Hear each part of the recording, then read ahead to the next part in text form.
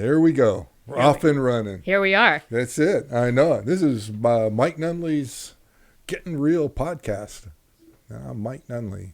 And I'm Steph Peters. Here we are. Here we are. I thought you said kitten real for a second. And I was Gettin Real. Kitten real. Kittens. Yeah. They're my favorite little fuzzy animal.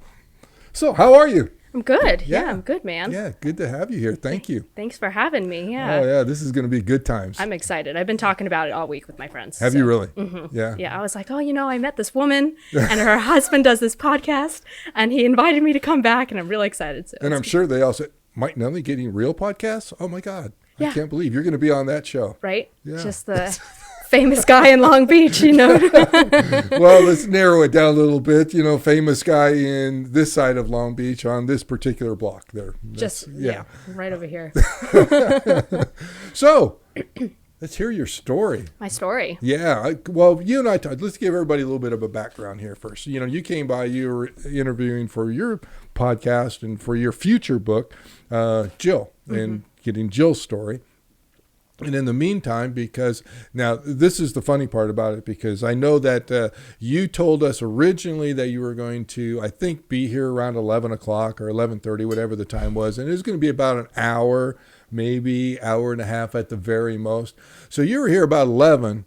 And I remember watching you walk out the door about 6:30. So, I was completely sober too. Yeah, exactly. Yeah, which really surprised me. But then it was you were here the whole day, the whole afternoon, and I got to hear some of your story, and that's when I said, "Hey, would you like to be on the podcast?" I thought this is going to be a fun one. Mm-hmm. So yeah, I enjoyed sitting down with Jill. I just enjoyed talking with her and she got me talking. And when she told me that you were doing a podcast, which was similar to what I was doing, it was meant to be. It absolutely was. Yeah. Two talkers with a microphone. What more can you want? We'll be here till midnight. That's the plan, right? Luckily, I have my coffee, so and I have my wine, and you have your wine, so right? we're all set. I came prepared. I brought the wine. So. Yes, yeah, and I see you got the whole bottle sitting there in front of you. So, where do we want to start with you? Let's start out. What the interesting part for me was that you were on track. You're one of the kids, I guess, that was in school at an early age, doing all the right things, wanting to go, further education, get into college. You had a plan. You had all this. Go there. Let's start right there, because that's where, to me, I'm sure that there's story behind all of that, but to me, that's where your story begins and puts you to where you're at today. Sure. At face value, that's what it looks like. Mm-hmm.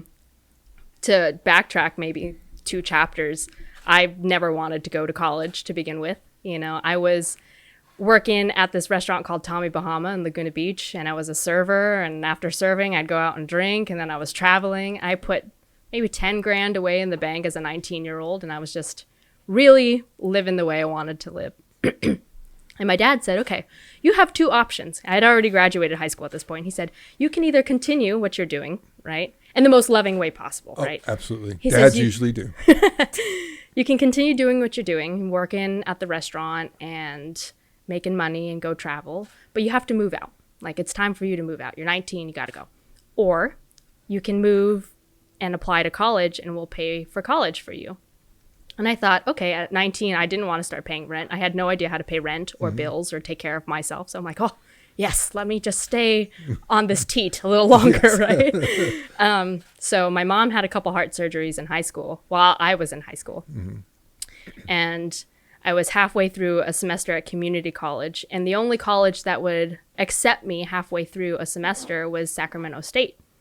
And I thought, okay, well, I'll just go there, get an apartment with some people, because I didn't want to do the dorm thing. At that point, I already liked having my own space, and I really liked to cook for myself. So I moved to Sacramento. And within the first month of being there, I already knew I hated living there. The people were just weird. I had so many locals come to me and say, oh, you're from Orange County. That's so great. Why are you here? And I said, I don't know. And they say, oh, well, do you like it here? And I said, no, the locals are weird. And they go, yeah, they are. Even the locals knew that they were just weird. Right. It was just,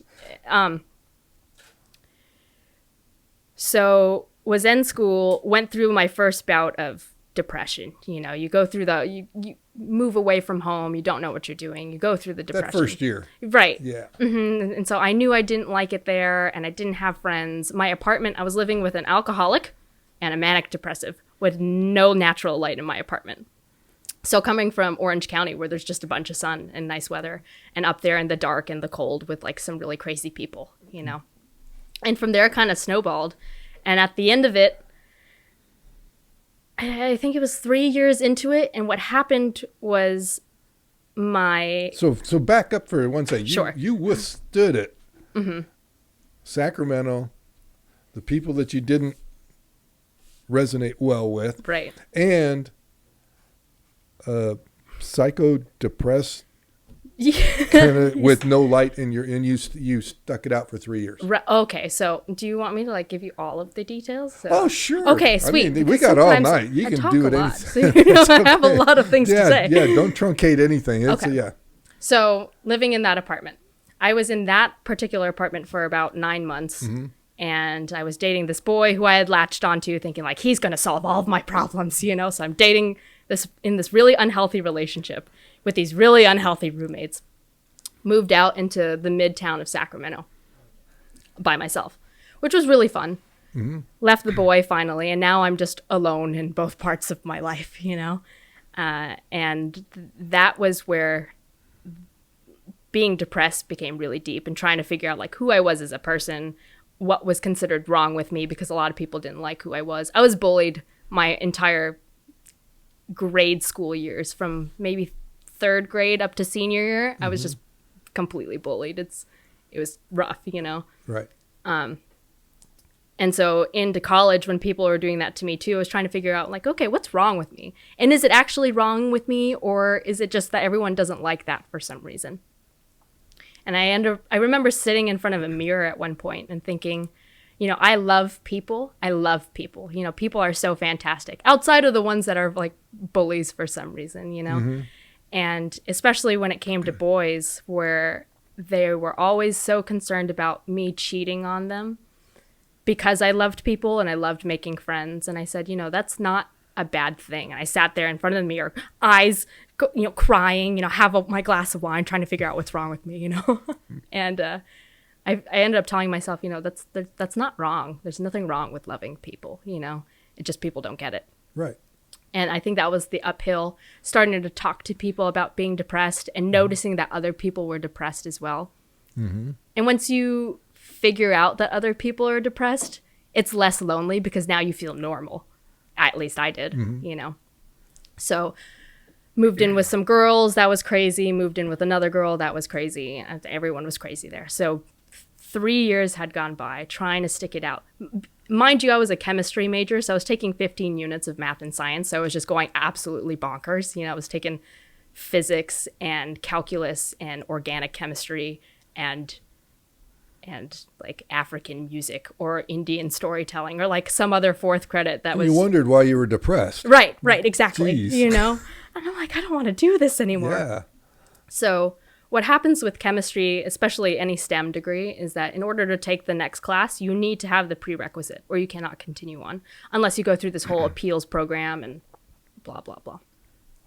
I had 2 semesters left. I had 1 more year, and I was taking summer classes. And I was taking 2 different summer classes to complete everything. One of the summer classes got canceled, which was my physics class. And because I couldn't take that physics class, I couldn't take my following semester class. And there are only some classes that are offered during certain semesters. So how it worked out is it tacked on another 2 semesters to my college career, you know. Mm-hmm. And I was already hating my life. I'm like, oh God, now I have to stay here 2 more years. Like, screw this, you know. Mm-hmm. Sat my parents down, took them to dinner, ordered 2 bottles of wine, had to get them all limbered up, right? Mm-hmm. And told them I wanted to drop out. I was so unhappy. I had brought myself to like street sides, contemplating hurting myself, you know, like it got, I never wanted to. I knew that I didn't want to. I knew that it would affect so many other people, but to just stand there and think, oh, relief is just right there, you know, it's just right there. And I didn't want to stand there on that curb anymore. And so I thought like, well, okay, well, what's keeping me on this curb from over there and like something else? And so I told my parents I wanted to drop out. They were so upset. They were very, very upset, but they knew that it was something that was going to make me happy because they knew that my mental health at that point was so on the verge of doing something drastic. So I drove back up, sold all my crap, and came back home and I started working. So I wanted to save up to go travel. So that's where my story kind of starts, and that's looping back in. Okay. So. Okay. Yeah. Because it's wow, you went through a lot during that period of time. It sounds like you went through a lot leading up to it, as far as, the bullying but I want to come back to at some point this evening on the show and come back to finding yourself. Sure. Because that is a great topic in and by itself, and I just did a little 10-minute find yourself kind of talk that I put out on Instagram today. And I'd really like to come back to that, but we'll continue on with the story. And then we'll circle back around. So you're out of school and you're back at home? Yes. Yeah. So okay. I came back home. My roommate, who I had just signed a lease with like a month before, I told her I was going to break the lease. That burned a bridge so severe because she was my best friend. And so selling my stuff and fighting with her every day and just a mess. So I finally came home and I got 4 different jobs to save up so I can go travel. I was working a desk at a game room, which is one of those things where you have an hour to like solve a puzzle room, right? Okay. Have you been to one of those before? Okay, so the idea is that you show up to this office, right? This is at least our scenario. And there's a desk there and they say, okay, here's the story. You have to steal the national treasure from the president and you have 60 minutes to do it. So you go in the room, you lock the door, you have 4 or 5 people with you as your team, and you have to find clues in the room. Open drawers, open books, find something that will help you move through the room. And it's just kind of a puzzle game and see if you can do it with 60 minutes. And I would sit there at the desk and watch them through a camera. And if they get stuck, I'd slip them little hints. Be like, oh, stand in this corner, or, oh, take another hint, So I did that on the weekends. I had a bartending job and a serving job. I broke my toe halfway through a bartending job, so just wild scenarios, right? Now I'm working 3 office jobs because I'm like, oh, workers' comp, like come in and sit down. And then I was doing online stuff for, other bloggers and stuff. So really working as hard as I could. Working hard, save the money. Right. Okay. That's what it's all about, right? You work hard and you get what you want. One of the bartenders that I worked with at one of the bars told me, hey, my friend has this boat and they're doing the startup yachting company out in Cabo San Lucas. And you like to travel. You should meet him. And I say, yes, get me in front of your friend, right? Shake his hand, make friends with the engineer, do some science stuff. Next thing you know, I'm living on this boat. So in Cabo, right? So from Sacramento, came home in July and was in Cabo by October. And I was there for 6 months. And oh my gosh, Mike, living in Cabo is a different scenario. You wake up in the harbor of Cabo and every morning at 8 a.m., the party boats start going. And the first thing you hear is, hola, hola, hola, where's everyone from? And then you hear like the unts every morning. So it was just a constant party living in Mexico. I worked 15 hours a day. It was the hardest I've ever worked in my life. And so what were you doing? What was the job description? So my friend that introduced me, we ended up dating. Or the bartender that introduced me. So we ended up dating. He had the job of internal guest affairs, right? And he was a bartender. I had the job title stewardess, and I was turning down beds, cleaning the rooms, doing food service, leading guests on excursions. That was happy hour, entertainment. I play the guitar and the ukulele and I sing. So like I was doing happy hour and singing and serving and teaching yoga in the mornings. I was up at 5:30 in the morning and I didn't go to bed till like 11:30 at night. And I had an hour and a half to take a nap in between. I was in the best shape of my life, and it was super tan, don't get me wrong, you know, but I think the best part about it was learning how to manage time and knowing that working that hard really changes your mood. Like, I was not a nice person by the end of the day, you know. I'm like, don't bother me, you know. Right. Well, you're tired. Yeah, exactly. Yeah. You put your time in. Mm-hmm. So that's a crazy story. So here I am in Mexico. And 6 months into it, the relationship I have is unhealthy. The way they're managing the ship is not good. You know, it's just poor management. They put little money into it, expecting to make a whole bunch of money out of it. They put lipstick on a pig and thinking that it's luxury, you know? So long story short, I got in a fight with the man that I was dating, and he said some pretty nasty things to me. So the next day, everyone's on the top level of the ship, and my room is on the bottom level of the ship. And I'm friends with the first mate, and it's captain and then first mate. So he and I are close. And I say, hey, I'm leaving today. Don't tell anyone. So I pack all my stuff in a bag and everything that I can carry, right? And I walk through the bottom of the ship, through the engine room, and then up this ladder. The stairs are called ladders because they're more steep. And I'm throwing my stuff through a porthole that's in the floor of, like, the base of the ship, right? Throwing it through this porthole, dragging it through the marina, and then grab a 3-hour Uber to the airport, the nearest airport. And I left. And that was it. And that was it. Yeah. And I ended up texting the boss or the manager halfway through it. I'm like, look, man, you gotta figure stuff out. Like, no one's on the same team here, you know? And that's my biggest irk when it comes to working, is if there's poor management, there's poor teamwork, you know? Right. And that's not effective. Right. Yeah. So now I'm back in Orange County.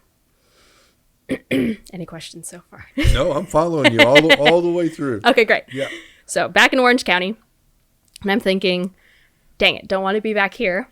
So I was there for about a month, and my friend told me that he lived in Portland, saying, come live with us. You can find a place to rent, but you can crash here for a week or so and find a job and whatever.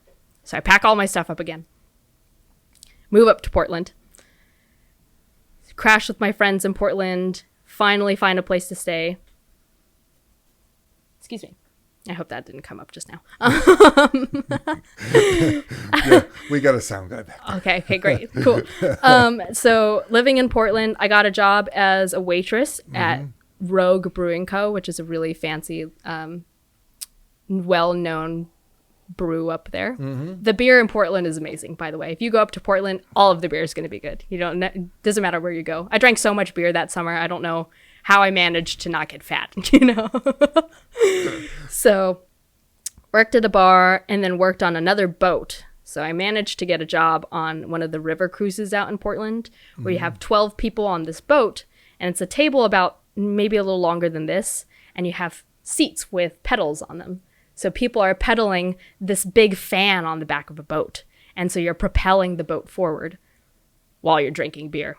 So these people are drinking beer. I'm like the party master, like, yeah, like party faster, you know. Who's doing all the peddling? The guests. The guests are doing the peddling. Okay, so they got that figured out. Right. Yeah. So they're burning the calories while they're drinking the calories. And we used to pick up trash out of the river too. Like, it was a big thing for me to try and pick up trash. And you see all the bystanders on the side of the river go, yeah, you know, thanks for picking up the trash. It was a fun time, you know. I think I heard Africa by, what's that one? I found the rains in Africa. Oh, yeah. Toto. Yeah, there we go. I heard that maybe like 5 times a day, if more, you know. So by the end of that summer, I'm like, I never want to hear that song ever again, you know. Because people love to party to only so many songs, you know. Right. Yeah. It's like wedding songs. Exactly. So I was in Portland for, let's see, I got there in April and left in August. Right before I left, I was hit by a car. So, you know those electric scooters that are just on the side of roads, you know, that you can rent now? Yeah. So I was riding one of those. Okay. And how it was set up, there's 4 lanes in the street, right? 2 going one way and 2 going the other. And I was at a crosswalk, and there's no traffic coming this way, and everyone on that side of the street were stopped. It was like 5 p.m. on a Wednesday, so there was obviously traffic. And I thought, okay, I've looked both ways. I'm in the crosswalk. I'm going to go. the woman that was stopped at the crosswalk didn't see me. And I think she might have been texting or whatever, because the way she hit me and accelerated, the way it happened, she must have not seen me. She maybe hit me at 15, 20 miles an hour when you think about how much the force of acceleration happens. Right. So she hits me into the windshield, out into the street. My phone goes flying. I land on my backpack, thank goodness. So I didn't have any broken bones, no internal damage, but definitely a little freaked out, right? Sure.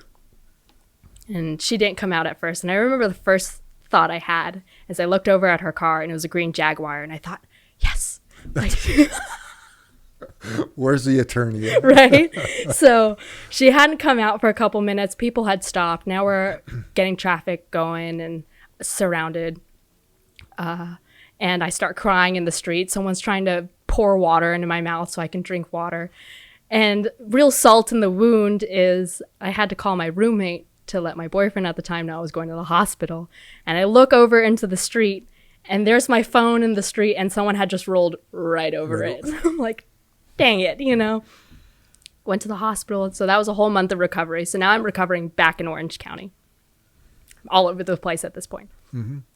Chiropractor, physical therapy, you name it. My hip still clicks, and I have to continuously get my T3 in my spine readjusted all the time. So I kind of sit like this. From that one accident. From that one accident, yeah. At 26, I feel 67, Hey, easy on the 67. But I'll tell you, take a little bit of break here. Those scooters, them damn things are dangerous. I see people all the time. They're renting them. Nobody's wearing a helmet, and they're just buzzing in and out of traffic, running through stop signs, just doing. I am so surprised more people aren't hurt. Yeah, every time I see someone riding one, it's kind of morbid, but I yell at them, "Hey, I got hit by a car on one of those." Yeah, because like people need to be aware of what they're doing. Right. I saw one guy have two, one on each foot, and just like going down the street. I'm like, that's so dangerous, Yeah. Well, those things are they're crazy dangerous. And then you see them scattered all over the place. They run out of juice or something. You'll just drop them, pick up another one, and off they go. In Portland, when I was working on the boats, I saw maybe 6 or 7 times.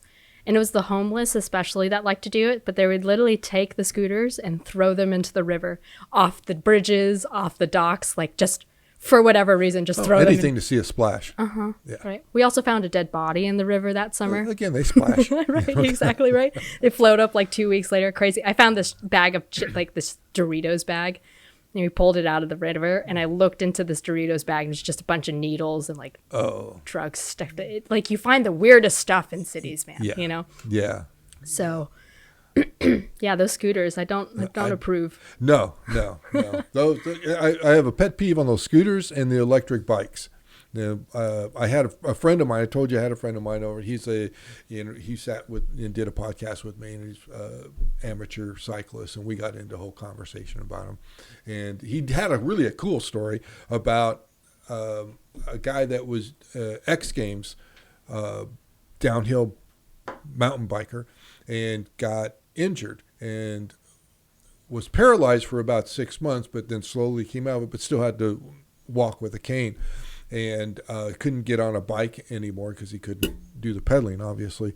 Well, a friend of his said, "You let me know when you're ready to go." And he put him on one of these electric bikes. And they said when he got on one of those bikes and he would go back to the mountains or on a trail, it was like his old self again. So it brought something out of him, which is really a cool story. But for me, these bikes that you have on the street that are cruising around at 25 miles an hour and coming out of nowhere, man, I'm surprised more of those guys aren't getting banged up. Right, and they don't make any noise like a motorcycle. I mean, motorcycles are still dangerous, but like... Yeah. Well, and these guys aren't wearing helmets. Yeah, also true. So that's a whole nother thing. We digress there. But so let me kind of catch up to you here a little bit, because you've done a lot. I mean, we're talking from the time you were 19 years old until you got hit, at 23, I think. 23 years, so you got 4 years. You were in school for 3 of them in Sacramento. Right. Miserable time. Came home, went down to Cabo, 6 months. Yep. Party. Pretty much. Yeah. Crazy time. Got out of there, came home. Next thing you know, you're back up in Portland, partying again. You know. Making more money. Yeah, more money. You know, it's so where'd life turn for you to where you seem so content right now? So what happened? Me being content now is not completely, but almost completely unrelated to the whole traveling. Do you think maybe traveling was just kind of a way to kind of escape a lot of the things that you were faced with you know, your emotional outlook or your, a lot of people used to tell me that, you know, Yeah. like, what are you running away from? What are you trying to escape? Where my life is now, everything that I've done up to this point has been some sort of lesson to project me forward in my current job.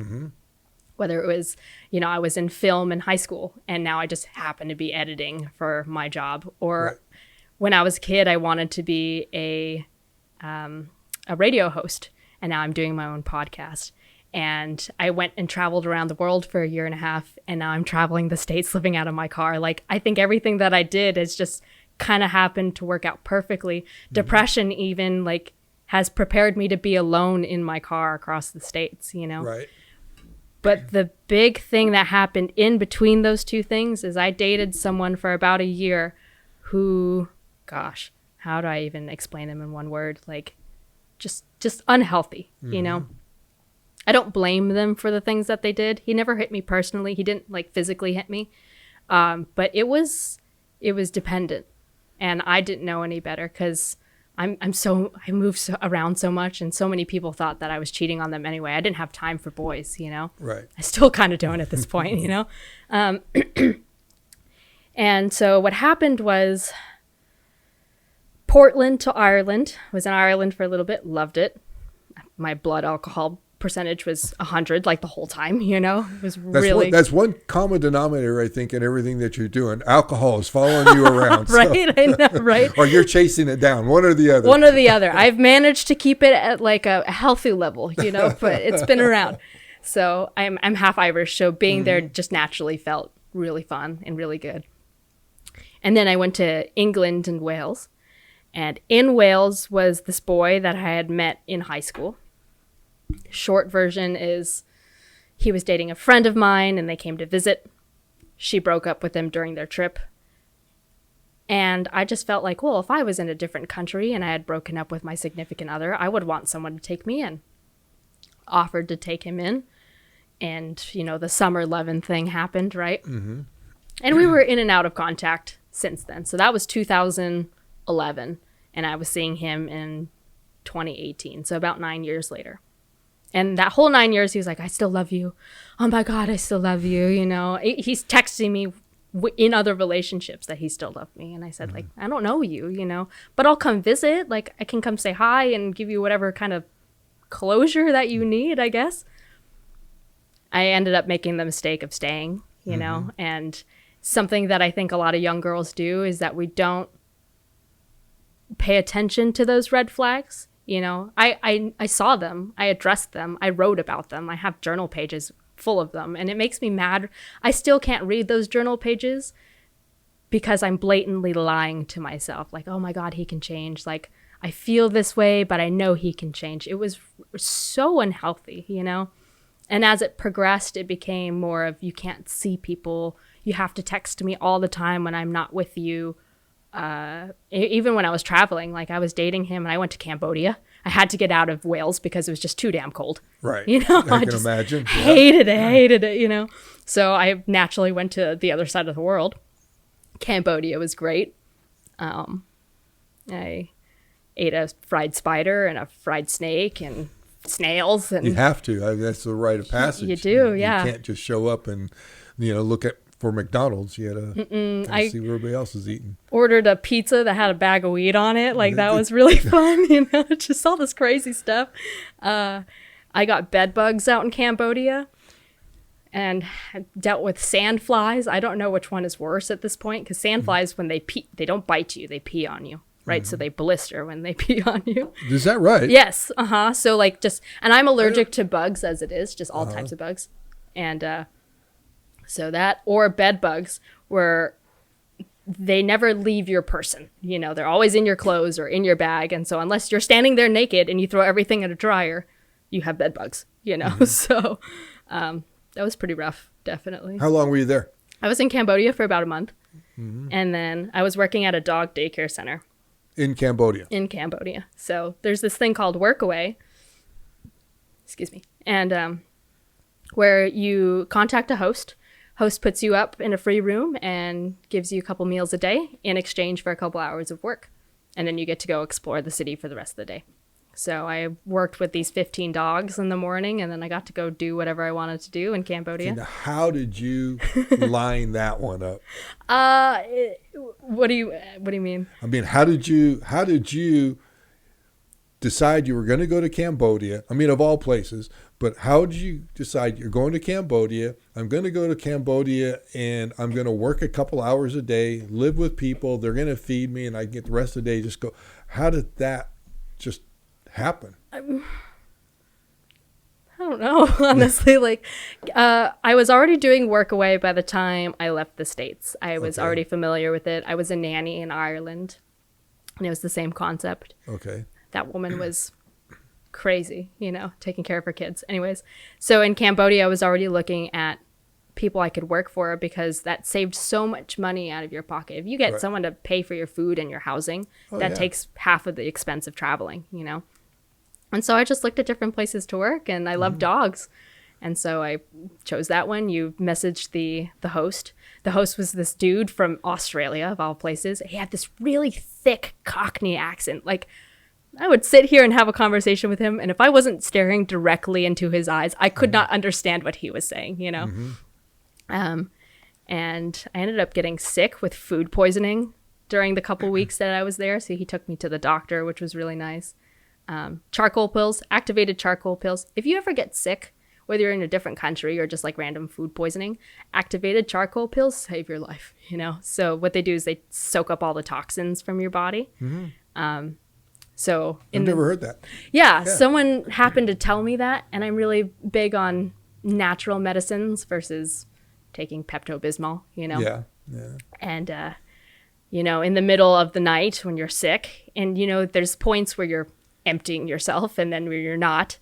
And in between those points, you take a couple of those pills, drink a ton of water, and then you're good to go. And then you can find antibiotics the next day, Yeah. So fun fact. Wow. Okay, I'll remember that. Yeah. So I just happened to find that one. And Cambodia, I was planning on going to Thailand. And then I thought, well, maybe I want to go to Vietnam. I don't know how I ended up on Cambodia. And then there was a plan to go to Vietnam. There was a plan to go to Thailand. I wanted to go to the Philippines at one point. And I ended up going from Cambodia to Bali, Indonesia. And I was supposed to take a yoga certification course out there because that's like the big thing to do. At the time, yoga was a practice for me post-accident, and I was finding a whole lot of spiritual gain in my life. I was learning how to pay attention to my body. And I think that's probably the start of my journey of really finding myself, because I was looking inward versus traveling and escaping, So I did that. I met a couple locals in Bali. In Bali, yes. And they were telling me, look around you. You see these temples and you see these decorations and you see all this going on. And the local was like, it's all fake. This is all here for the tourists to make money. If you want to see Bali, let me take you out to the jungle. I said no. You said no? I would have said yes, but at the time I was also dating that boy who was back home on my phone all the time. So yes, we're still in that zone, right? Okay. So now traveling is being hindered by that, but still kind of in the back of my mind. So I didn't do the yoga program. I ran out of money. And when I say I ran out of money, I was trying to think of flying back home at that point. I needed enough to fly back home. I had maybe $1,000 in my pocket. And granted, I flew out with only $5,000 in my pocket to begin with. So you did good. I did, yeah. So that was, you left home with $5,000, went to, Ireland? Ireland, Ireland, England, Wales, England, Wales, and then Cambodia. and then Bali. And you still had 1,000 left. Yeah. That's pretty damn good. Thank you. Yeah. Yeah. It was a lot of peanut butter and crackers, honestly. So That's my favorite. I know, right? It's I nutritious. I actually had it for lunch today, to be honest. Yeah. I have a good story about that. We'll have to circle back to that. Okay. So go back to Wales, and now I'm in Wales because my boyfriend at the time said, if you go back to America, I'm never going to see you again. He just made me feel so bad about it. I was like, let me go home. Like, let me be happy for a minute. So I went back to Wales. Was there for a couple more months, and then said, I need to go travel some more. My parents at this point knew what kind of situation I was in. We were fighting all the time, and I was calling my mom, crying all of the time. But I wouldn't leave him. And I knew I wanted to leave him, but I didn't know how, because every time I told him I was unhappy, he made it sound like it was my fault. And how old were you? I was 24 at this point. 24 at the point? Mm-hmm. Okay. Yeah. So I went on another trip through Europe, and I started in the Netherlands and stayed with some people I met in Cambodia, and they were super nice. Showed me around Amsterdam. So I got to stay in Amsterdam for free, which usually hostels run about $70 a night. So that's the great thing about traveling is you meet people and then they give you space. They give you free stay. stuff. Mm-hmm. That's nice. So nice. Yeah. And especially go to Amsterdam. Mm-hmm. That's very cool. The coffee shops were super cool, know, and everything to see. The food was super tasty. Everyone was really nice. There's so much. I mean, it's just cool history there. Mm-hmm. I mean, it's just really, really cool. And then I also traveled to other parts of the Netherlands. I like to see weird, strange towns, not just like the hub, Right. So the Netherlands and then Belgium, which I loved. Belgium, the chocolate's good. The beer is good. The food is good. Yeah. What, Belgian chocolate? Waffles. The waffles are amazing. Actually, I heard that Belgium was actually the place to go for some of the best food in Europe. And it was more common type of food. Nothing that you could say is really extraordinary, but it's all good. Yeah, just all tasty. The French fry, actually, or like the waffle fry, originated in Belgium. So you go up to these little carts, right? These are these stands, and they'll give you a cone of these waffle fries, and they're just dressed with all these different types of dressing. And it wasn't like anything special, but they were just good. That's what I've heard. There's nothing really that you can say is very special, really extraordinary about the food, but it is all really good. Mm-hmm. Yeah. And the people, I heard that, Belgium was just, of all the places, Belgium is always one of the countries you hear most of the really good feedback from. Yeah. So a couple stories in Belgium while we're here on the map, right? Yeah. So I stayed in this hostel that had opened up a week before I booked a room. Brand new hostel. It was like a hotel at this point, and it was only $10 to stay in a night, which is pretty good, For a hostel that was as nice as it was, for being older, it would have run for $45 a night. So it was nice that I got in. And it was right down the street from a brewery. So I walk into the brewery, naturally. And here we are with alcohol again. Yeah. I promise I'm not an alcoholic, So I asked the bartender, hoping he speaks English, because I don't know Dutch at this point, And I say, hey, never tried the beer. And he goes, oh, okay, I'll give you a sample of everything, just like that. I'm like, okay, So now I'm 8 tasters in out of 16 of them, I meet the master brewer somehow. And the master brewer was like, oh, if you stick around, we'll show you where we do all the brewing and stuff. Great. Meet some other people that are walking in and out of there. They feed me for free, Next thing I know, I'm downstairs in the basement with some of the bartenders and some other guests that were walking in. Someone's playing the piano, and there's maybe the size of this wall, just barrels kind of stacked up against each other. And they were aging beer. So the master brewer said, okay, take this glass. And he said, all right, take this hammer and pull the nail out of the barrel and catch the stuff that comes out of it. So literally just pouring myself beer out of this barrel. So cool. Just dark, rich, chocolatey beer that wasn't carbonated, So it was almost kind of like a wine, really. Just this beer tasting wine. Super good. next thing you know, we're upstairs with the music. It's 2 a.m. I somehow, I tried to do a one-handed push-up. I fell on my face. I remember that very clearly. I won't even ask why, but go ahead. I don't know why. I remember waking up, feeling my forehead. I'm like, why is that so sore, So anyways, so that was that night. Walking through town the next day, I go grab myself a waffle. And I'm walking through town, and this man passes by me, and he kind of takes a double take. And I notice, but he walks by me, and I keep walking.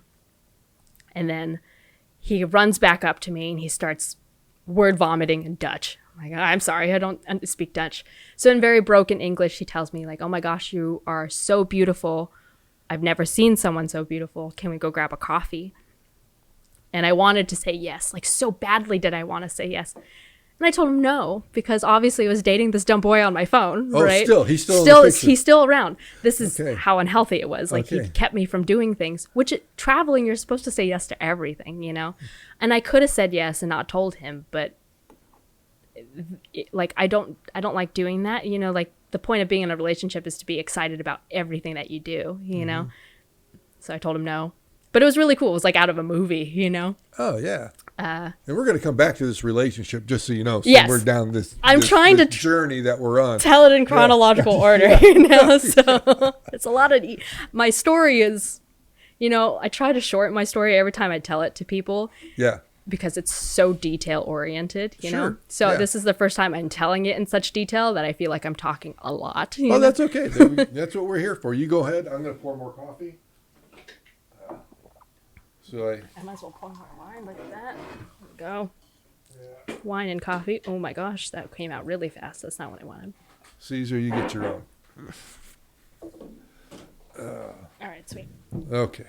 So. Okay, we're all set. We're back. And we're back. Liquid's all refilled. Okay, my director's back there eating pizza, so we're all on the same page.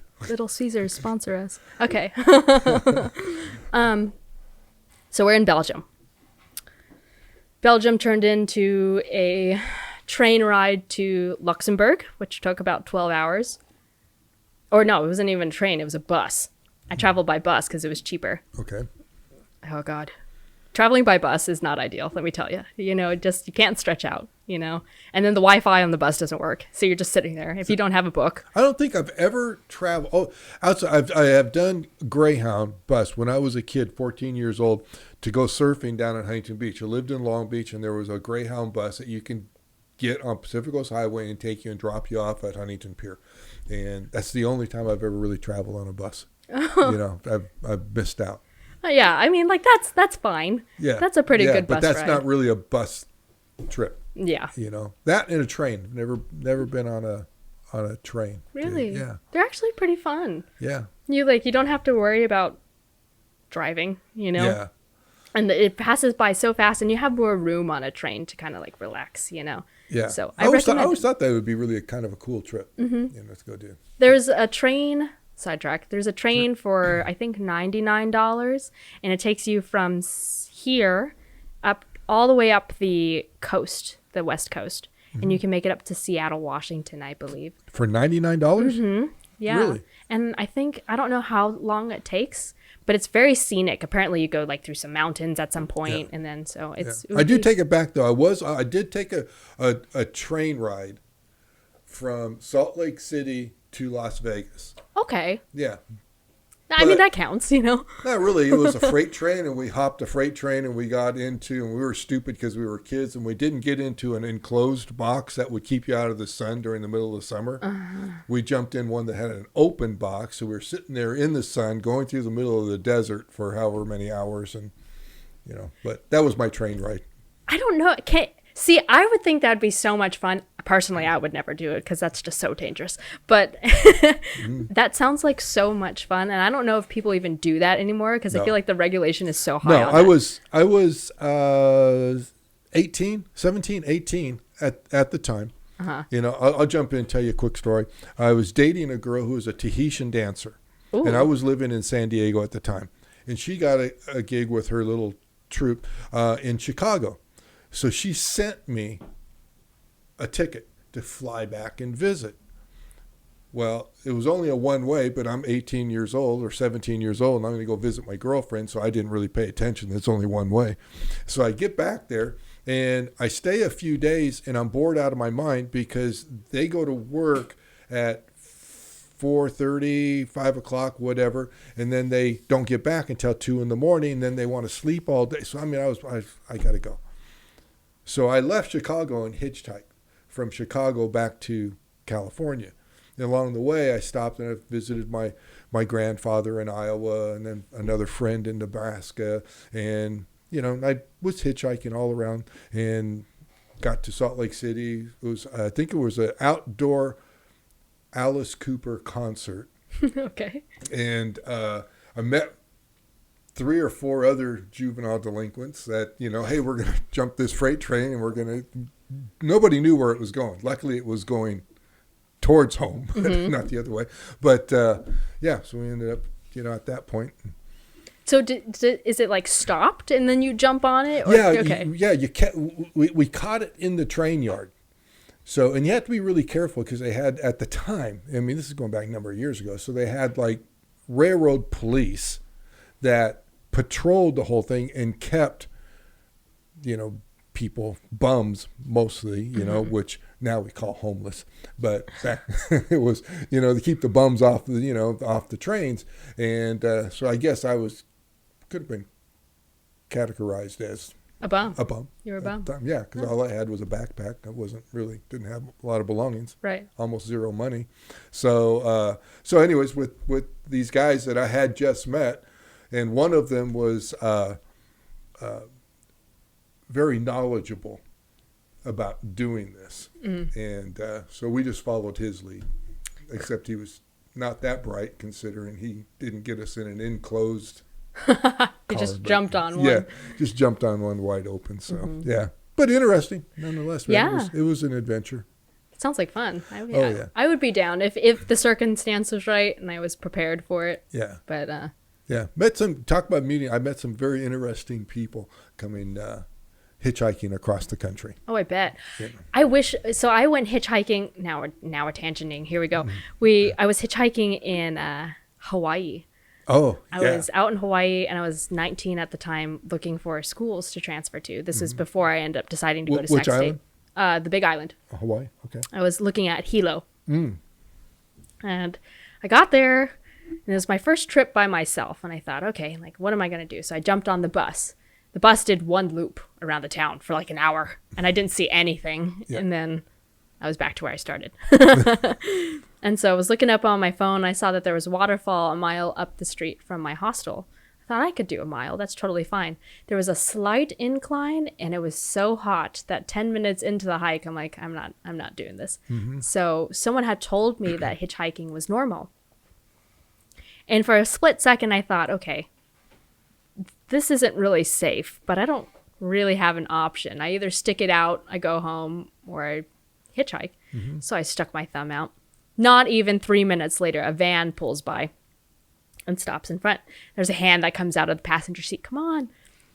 I open up the van. There's 5 kids in the back. It smells like dogs. And there's this old guy in the front seat and like this middle-aged man in the passenger. They're like, oh, where are you going? I said, oh, just to the waterfall up the street. Take me to the waterfall. Now they've joined me on my trip to the waterfall. So now I have all these kids running around. That's very Hawaiian. Right. Yeah. Right. The driver was the father of the kids, and he's originally from Texas, and he used to be a roadie for all these different types of, he was roadie for Madonna and Pink Floyd, Kiss, all these crazy bands, right? And his best friend, John, who was a local, and they said, okay, well, where are you going next after the waterfall? We had got there. I'm like, oh, dang, I don't know what to do now. And they said, well, we'll take you around. We'll show you. So now they're taking me around town. I have a bong or a beer in my hand the entire time I'm in this van. I have all these kids like trying to talk to me. I'm like, oh my God, this is weird, you know? They take me around. At the end of the day, they said, oh, well, why don't you just stay with us? So, okay, cool. So I grabbed my stuff, took a shower, grabbed all my stuff, and they took me to something called Puna, which is basically the like boonies of Hawaii. There's no cell phone service. There's no electricity. It's just this giant bamboo forest. So they had 5 acres and they had chickens and birds and fish and cats and dogs and bunnies and weed plants and strawberry plants and pepper plants. And they lived off of solar. My parents were freaking out because I just dropped off the grid for 12 hours before I called them the next morning. Mm-hmm. Stayed there. And the next morning, Alan, who is the father, made, to this day, the best biscuits and gravy I've ever ate in my entire life. Like, I can't eat them because I know that they will never be the same, you know? So sidetrack on hitchhiking, like that's so cool. You know? Yeah, you know, I mean, it's funny because it sounds like your adventures kind of mirror mine. But I have to say, when I did mine were back in the early '70s when it was really safer. Right. You know, the people didn't really think too much about you know, hitchhiking, or it was just what we did as kids. And I remember coming back from my trip across country, and I had stopped in Iowa, like I said, and I visited my grandfather. And after I left, I didn't know this until later when I got back home and saw my parents who lived here in this area before I went back to San Diego. And so I left my grandfather, and I guess he got on the phone right away and tells me, "Oh, don't worry about Mike. He's fine. We gave him a sleeping bag and some money, and he's on his way." And Mom didn't even know I was gone. She thought I was still in San Diego. So, you know, and then I was coming home, and I had left. I had hitchhiked out of Las Vegas, where the freight train dropped us off, and I stayed in a Salvation Army thing that particular night with, of course, all the homeless. Mm-hmm. And it's crazy now I think back. I mean, there were some very nutty people, dangerous people, fights going on. 18, 17 years old, I didn't give it a second thought. But the next day, I hitchhiked home. So then I'm walking up the boulevard towards my mom and dad's house, and apparently my dad passed me on the way. And he goes home. He goes, "God, it was really strange. I thought I saw Mike walking with a backpack." And Mom's going, no, Grandpa said that he left, a couple days ago, and blah, blah. I knocked on the door. "Hey, I'm home." That must have been like a cool surprise. Yeah, you know? yeah. But, it's kind of the same thing. Nobody knew where I was at, what I was doing. And, it's kind of. Do you think that it's still probably just as safe? We just know more about the crazy stuff on the road. No, I really don't. Okay. I used to really have that view, that philosophy. It's just that, now with instant access to news and media and kind of like the hysteria when, right now raising children, moms don't release their children. They clutch onto them. Mm-hmm. It's they're helicoptering over the top of them because I used to always think, well, it's because they just heard about this kidnapping that happened in West Virginia. So moms here in California are all, "Oh my God, somebody just got kidnapped," and it just brings it close to home really quickly. So I used to have that philosophy. But then when you look at the numbers and compare, crime definitely has gone up. Aggregated crime has gone up. Mm-hmm. Murders, deaths, all have gone up. And that isn't because we have more access to information. It's just, that's really, the way that society has now kind of grown, which is sad. It's like if one of my daughters said they were going to hitchhike to Huntington Beach, it would be no way in hell. Mm-hmm. There's no way. Back in the 70s, it would be like, okay, be safe. If there is such a thing. Right. So it's kind of a whole different. Oh yeah, no. The answer is no. That's unfortunate. Yeah. Yeah. So definitely things have really changed in our world. That things that I did or we did, people did at my age and time, just can't be done anymore. Yeah, at least it's certain countries too, because I was in Ireland and I hitchhiked in Ireland, and mm-hmm. everyone's like, "Oh yeah, it's safe." And I checked with multiple locals, being a solo female traveler. I was with another girl at the time too. She was from Canada. And I said, like 2 North American white girls walking around, like, is that safe? And they're like, you'll be fine, just stick your thumb out, and just. Yeah. I think I do believe that. I do believe that there are probably areas that it's like Hawaii. I wouldn't necessarily say that Hawaii would be a safe place to do that in today's climate. Yeah, I was out there. When was I out there? Beginning of 2014. So that was 7 years ago. Yeah. I wouldn't say that I would do it again at this point. Yeah. Yeah. Which is crazy. It was 7 years ago. Is not a long time, Right. for it to change so dramatically. Yeah. Well, even people that I know that have family that live there and things that you read about, the whole environment of Hawaii has changed because the locals now are looking at it a little bit different, and I think they're really feeling pushed out.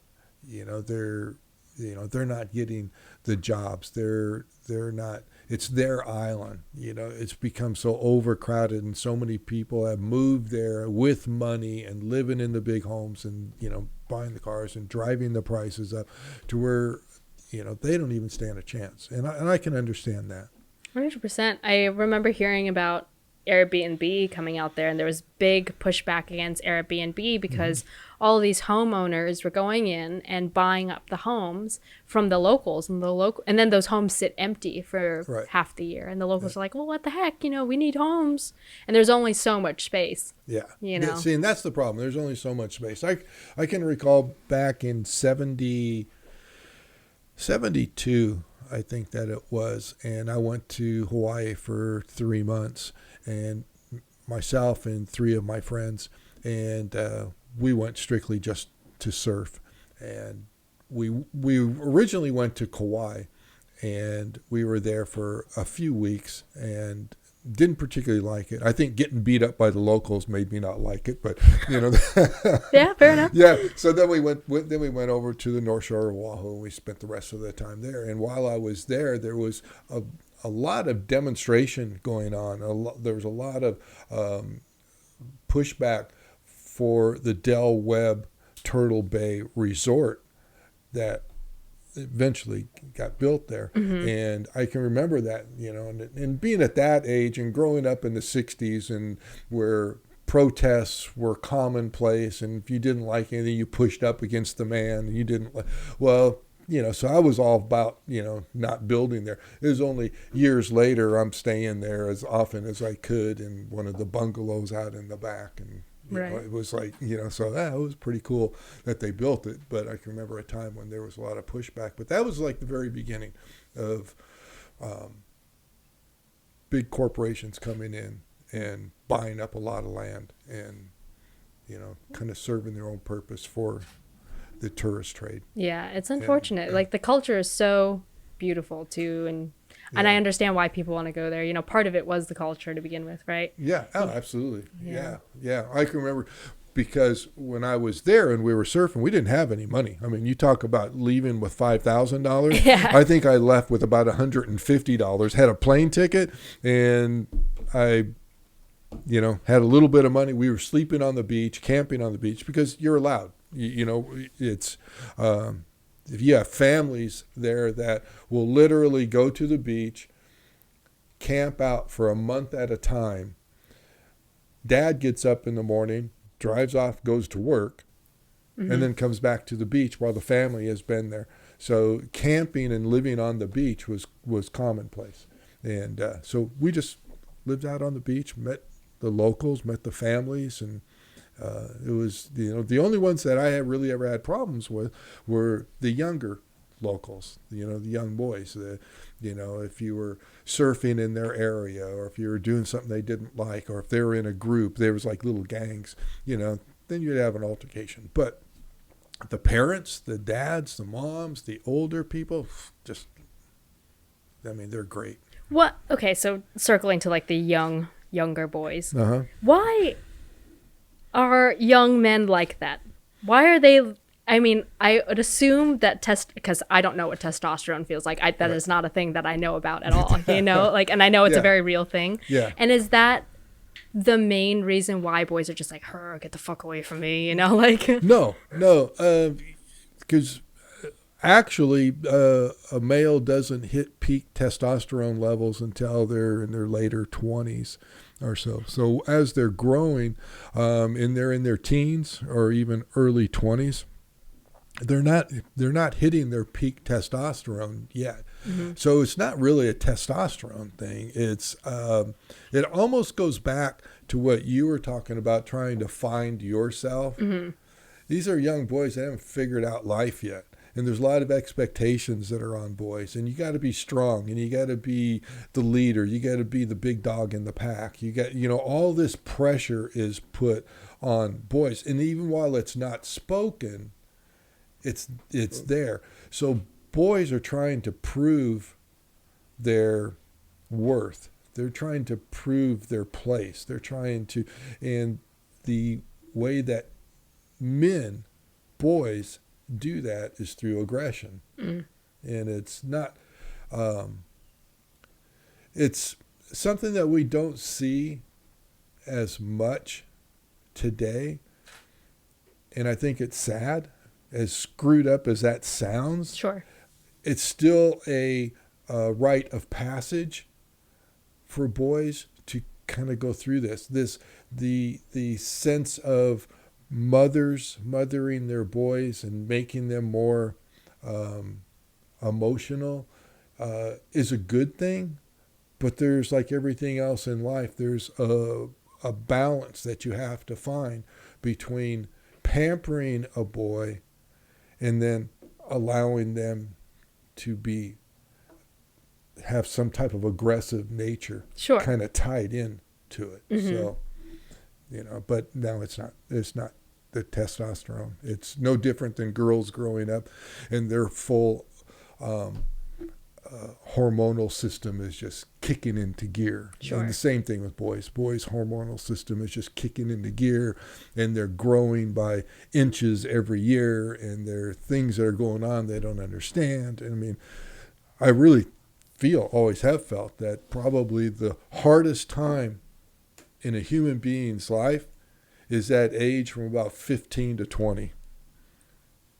Interesting. Yeah, it's difficult. And the other part of that too, don't expect a boy to be a man, a full-grown, responsible, hard-working, nurturing man until they're 30, 32 years old.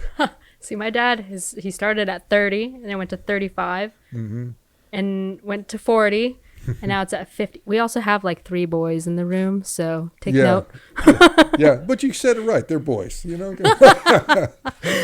but it's really true, because there are so many factors that fall into finally achieving, and be honest with you, to finally achieve manhood and be considered a man. It isn't the pinnacle that everybody thinks that it should be, mm-hmm. because even then, men have a tendency to always digress back to some state of boyhood, But I just remember like it was yesterday, the day I had this epiphany of, holy fuck, I gotta work every day the rest of my life. I mean, literally. And I had 3 kids at the time and was married at the time, owned a home, and was working. And I don't know what I was thinking that I didn't already recognize, that I got to work the rest of my life. But I was like 30 years old and go, holy shit, I got to work every day. Mm-hmm. I can't quit. I can't give up. I can't, so that was like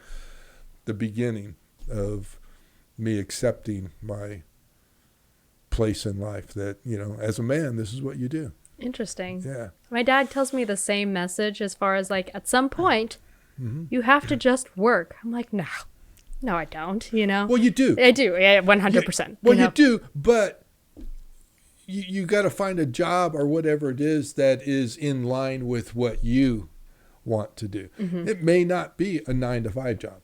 It may not be something that every day you get up and grind it out. It may be something else. I don't know. This goes back to our conversation about you finding yourself. Everybody needs to find themselves. And one of the biggest problems that we have in today's world is that people can't find themselves because they are too fixated on this thing right here, because this right here is telling them a complete different story. Mm-hmm. This is telling them what somebody else is. Mm-hmm. This is telling them what they should be, could be. It's telling them what to say, how to say it, how to dress, where to go, when to go, what to do. It's telling them everything. So people lost themselves. And I want to see people put this down and find themselves and be okay with themselves. And because how the heck can you be the best you that you can be? Because see, I don't believe that everybody can be everything and anything they want to be, because otherwise we'd have a world full of astronauts. You know, enough, yeah. it isn't going to happen. It's not possible. But what is possible is you can be the best you that you can be. But how can you be that if you don't even know who you is, if you doesn't even exist yet? Right. You know? Yeah. Don't break my stuff. I'm sorry. I've had 2 glasses now, you know? No, but so, you know, it was like you were saying, you couldn't find yourself. You didn't know, really who you were. I mean, that to me is really the interesting story of Stephanie. Stephanie can't find herself. Stephanie was bullied. Stephanie was traveling, looking, bad relationships every step of the way. Mm-hmm. That's, there's a story there. Yeah. So I guess if we want to like kind of fast forward into the finding myself part, it was, what was it? November of 2019. Mm-hmm. And I had gone to Belgium. I was in Switzerland. We left off in Belgium, went to Switzerland for a little bit. It was amazing. Loved Switzerland. Went back to Wales, saw my boyfriend at the time. Can I interrupt you for Sure. When did we break up with the boyfriend? November of 2019. Okay, there we go. We're close. Go ahead. So we're close. Yeah, we're close. I know. It's such a long story. I've done so much with my life, and I'm only 26, so it's just great. So came to the States because my visa was expiring in Wales. Mm-hmm. Came to the States in June of 2019. I was a camp counselor randomly because I needed the money, mm-hmm. and I didn't need a visa to do it. So I was there. I love kids now because of it. And I was the strongest I have ever been in my entire life. Lifting canoes, lifting all this camping gear, just at the end of it, I was in the mirror. I'm like, oh my God, yeah. Like this is great, eating McDonald's every other week. It was just country living, really, really crazy. And then I came back to California in August, and I was living with my friends in Sacramento because my parents, the rule or the deal of moving back in with my parents was, all right, you're going to get a job and you're going to move out. None of this moving and traveling again and living with Gaz. Gaz was my ex. And the plan was to move to Vietnam with Gaz because he wanted to be an English teacher. Mm-hmm. And so it was kind of a waiting game at this point. We had to make enough money and then we can run off into the distance together, right? Well, I was 8 hours behind him time-wise. And it became this thing where I would wake up and he was already there on my phone, and my break at work, I had to call him on my break. And at the end of the day, I'd stay up until 10 or 11 p.m. to talk to him before he went to work.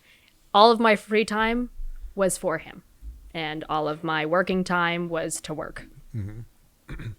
And I really enjoy my free time, I like to do yoga, I like to smoke pot, I like to play music and sing, I like to dance, I enjoy spending time with myself because at this point I had spent so much time with myself on the road, and I really actually think I'm kind of cool, You kind of like yourself now. Yeah, right? And I'm like, I am good with people. It's forced reverence. Right. And so by this point, I had already tried to break up with him 3 or 4 times. Mm-hmm. During the summer camp, I just started noticing, like, this is not healthy. This is not good. And I tried to leave him, and it was, I want to leave you. And he goes, no, like, I'll change for you again. Like, don't leave me. We can work it out. And he it wouldn't let me. I mean, if anything, I could have blocked him. I mean, that was my fault too, But so this time in November, we had another conversation over FaceTime. I hadn't talked to him in 2 weeks. And so 2 weeks after no talking, or like very limited talking, and we're on the phone, and he just starts telling me all the things that I've done wrong. I'm like, no, hi, how are you? Yeah. You know, like, I love you, I miss you, what the heck, you know? Yeah. And that's when I said, I'm done with this. Click. Blocked him on every social media platform, any way that he can get a hold of me, just all of it, just done. No explanation. He didn't deserve one, you know? Right. I tried to explain it to him, and every time I did, he would just convince me out of it. For the next 2 weeks, I think, I didn't know how to block him on email. I didn't know what to do. And so for the next 2 weeks, I woke up to pages of emails telling me how evil I was. Excuse the French that I'm about to say, but like, I was a cunt. I was a bitch. I used him. I lied to him. I was the reason why women are evil. That's anything that you could imagine. And that was the first thing that I was seeing waking up. And at one point I knew, like, I shouldn't be reading this waking up, but I couldn't help it because it was from the man that I thought that I loved, you know? It was hard. It was about a month of me really trying to detach. Right. I don't blame him now for all the things that he did, like I said in the beginning, because of his upbringing. You know, he grew up in such a screwed up upbringing, you know, and that makes it just, I can't make all of the excuses for him, but I don't harbor hate for him anymore. Mm-hmm. I definitely hated him, regardless if I knew. It was like, I don't blame him, but I'm still so angry, you know? Right. But a year of psychological abuse, just a year, throws you for a loop. You don't know who you are anymore. I still have problems not problems, but I still have insecurities when it comes to dating. I have a very hard time being vulnerable. I have a hard time saying things because maybe I sound stupid. Maybe I don't know what I'm talking about, which I do. I know exactly what I'm talking about. But he always said, like, no, that's not true. Like, this is what it is. And he had to be right, you know? And so, and then when it comes to being intimate, like, that's just a whole other world I can't even touch right now still. So this past year, from 2019, October or November of 2019, and then moved back to my parents, and I said, I need help. Like, I am so lost, and I don't know what I'm doing, and I'm not traveling anymore, and I don't, like, what do? I don't have a degree, you know? Mm-hmm. They said, okay, come home, find a desk job, accept that this is your life, and just do it. And I said, okay. So I came back home. And then COVID hit. So I'm like, oh, God, you know, so.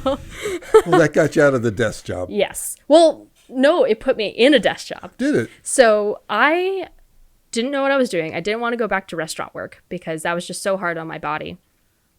And after the accident, like, I can't stand up that long. Mm-hmm.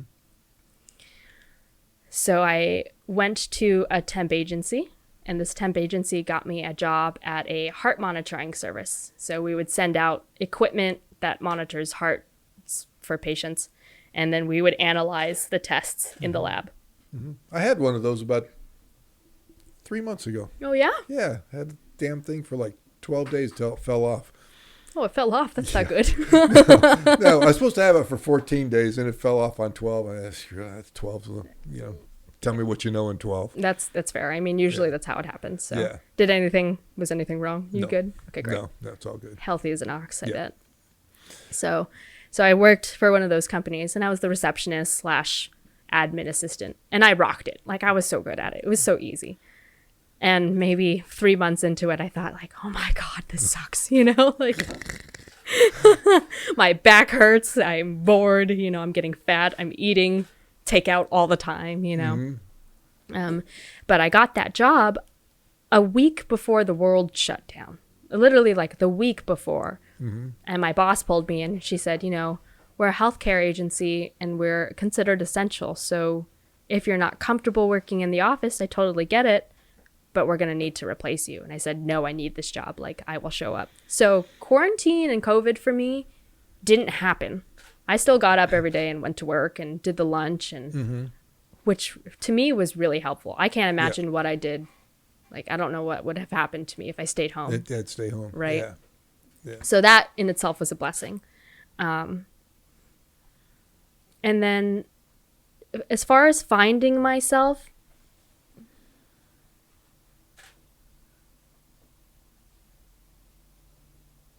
I think the first step was forgiving that person. You know, I forgive him, but I hate him. Like, I don't ever need to talk to him again. Yeah. I don't need to let him know how I'm doing.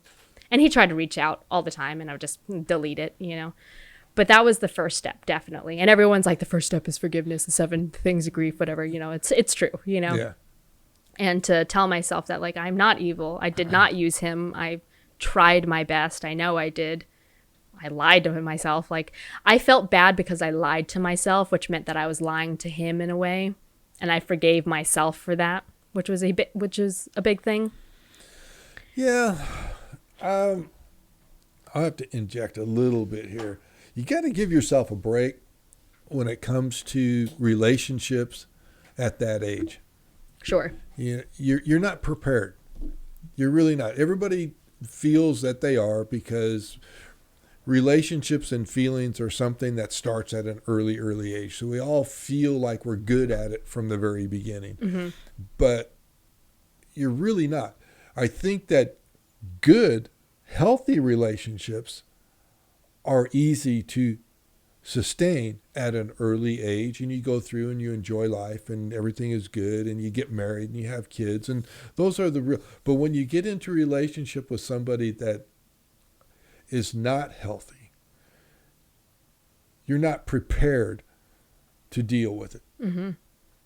Because if the same thing were to happen to you at 32, 33 years old, you're going to be a whole different person. Right. A whole different set of circumstances. You're going to look at it and deal with it in a whole different manner. So you can't beat yourself up that you stayed there. You can't beat yourself up that you hid things. You just didn't know any better. Mm-hmm. Now, if you knew better, that's a whole nother story, but you didn't. Right. There was no way that you could know at 23 years old how to deal with that kind of an abusive nature, or the abusive relationship, or all the things that happened or didn't happen, you know, the controlling, all of it.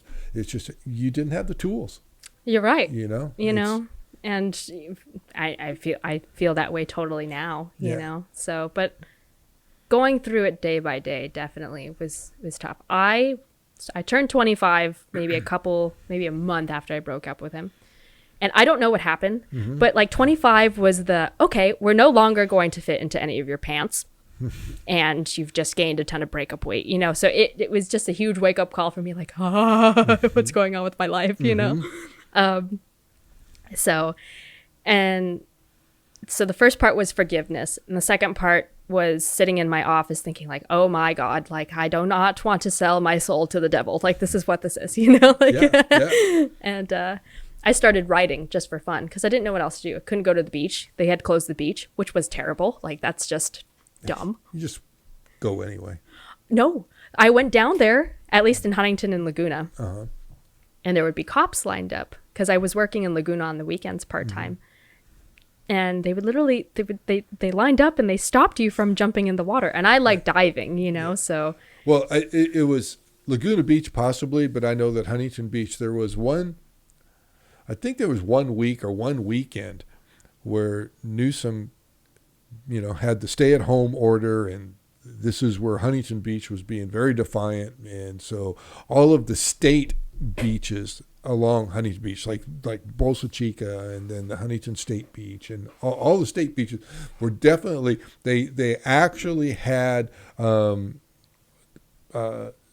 Highway Patrol and the National Guard. The National Guard. Yeah. You know, not in big numbers, but we're there to keep people out. And yet you would go down to the city of Huntington Beach in the pier, and people are walking all over and no mask are on. It was just like, it was crazy time. Yeah, I can't believe that was a year ago. It just blows my mind that at one point they closed the beach, which is just a ridiculous thing, you know? Yeah. I don't understand even why the gyms are still closed. Everything else is open. Everything else is open. Why not the gyms? You know, that's just, you know, there's, I don't know. They don't want us healthy. That and churches too. Like a lot of the churches, I don't know. I don't keep up anymore because it makes me stressed. Churches are open now. Okay. I don't know under what conditions or how many people are allowed in, but I know that the churches are open. They opened them up quite a while ago for outdoor services. Sure. But now I know that they're open for the indoors, but I don't know the conditions that they have to follow. But it's unfortunate. Side note, did you get your second shot yet? Yes, I did. Oh, how did it make you feel? I didn't notice it. I got my second shot on Thursday of this past week, and I got so sick, body fever, chills. Like I was so concerned that I wasn't going to make it tonight because I was like, I better feel better by Saturday. Yeah, you know, it goes quickly because I know. You want to hear my view on that? Sure. Because my daughter, who school teacher, and her husband, who's an essential worker, got their shots, and she was the same way, and she felt sick, and her mom, same way, got sick. I didn't feel anything. Her husband, Mike, didn't feel anything. He's like my size, a little bit bigger, 230 pounds. If you look at the shot, they just pull it out. They're not sticking it in and pulling out a certain number of cc's for each other. It's already pre-measured, everybody's getting the same shot. So when I get one at 6'2" and 230 pounds, and you get one at 5'6", 5'7", and 120 pounds or 110 pounds, whatever, I'm twice the body size, weight-wise.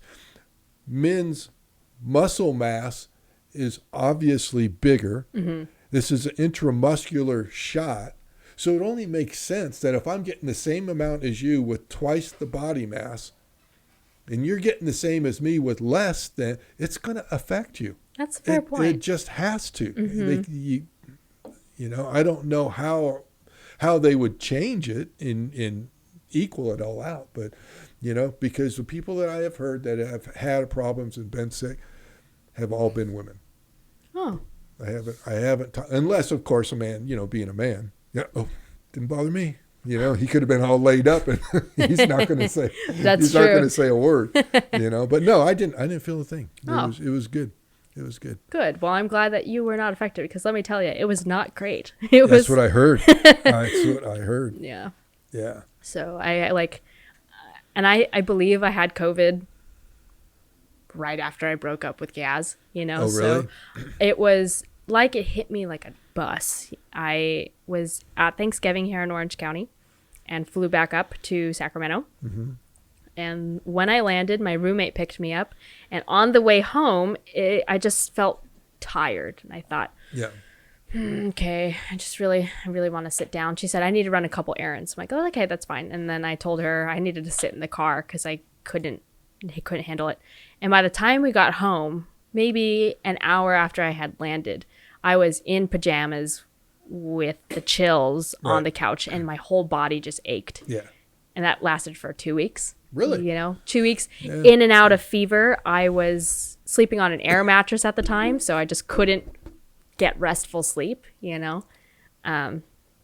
Looking back on it, I couldn't taste anything, Really? I wasn't eating. I remember trying to eat soup or chili or something, and I just couldn't do it because it didn't taste good. I've had this feeling that there are probably a lot more of us that have had COVID and didn't really recognize it and blew it off as something else, and didn't have all the symptoms or didn't have it as the severity of the way a lot of the people that have ended up in the hospitals or people that I've talked about. Probably wouldn't really surprise me if more people didn't catch COVID and just didn't recognize it as COVID. Fair. Yeah. There was, I think, certain studies that are starting to come out that the earliest signs of COVID were as early as November of 2019, which is when I got it, when really the panic started happening in March. So that's 5 months worth of people getting sick before we even knew anything about it, Yeah. So. Yeah. It's still, I still don't know what to think about it. I still don't know, if we all reacted properly to it. I don't know. I don't know, but it is what it is. And I at least feel as that we're seeing some kind of light at the end of the tunnel. Yeah. Get rid of our masks one day. I miss seeing people smile. Really? Right. I do. I miss seeing people's faces. I miss seeing them smile. I swear you go in the grocery store and you walk around and everybody just looks pissed off. They do, because you can't see any expression. All you see is their eyes, so I'm just so anxious to get rid of it. I think by the end of this year, I think this year will also just be more mask wearing, but hopefully by next year, which is what they were saying last year. Yeah. That we will survive it. That's it is what it is at this point. Truly. Right. Yeah. So finding yourself. Yeah. Did you find yourself? I did. Are you there? I think so. Yeah. How it happened was I was in my office and I started writing just for fun. Right. And I started writing about stories that I had experienced on the road. Going back to that point with peanut butter and crackers, I was sitting by myself along this river in Galway, Ireland, and a homeless person made eye contact with me, and I was like, damn it. Just hey, could have just been a kid ready to hop a train. Come on. Right, true. And so he came up to me and he's like, hey, do you have any change? And I said, no, but I have cheese and crackers if you want to come sit with me for a little bit. So he sat with me and I prepared him some cheese and crackers. He had told me he had been released from prison earlier that week for being a drunk. And I was like, oh my God, But he didn't feel dangerous. Like there was no danger there. Yeah. And then he pulled out this little square bottle of vodka. He swigged it and he gave it to me at noon, 12 of the afternoon. I was like, okay, So I shouldn't have, but I did anyway, So stuff like that, just writing little stories about life, like experiencing life, especially since we weren't during COVID.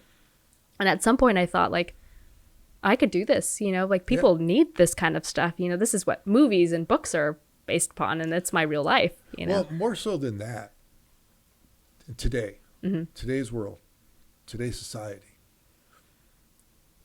not just because of COVID, but just because of the way society is, how we have groomed it, how we have created where we're at today.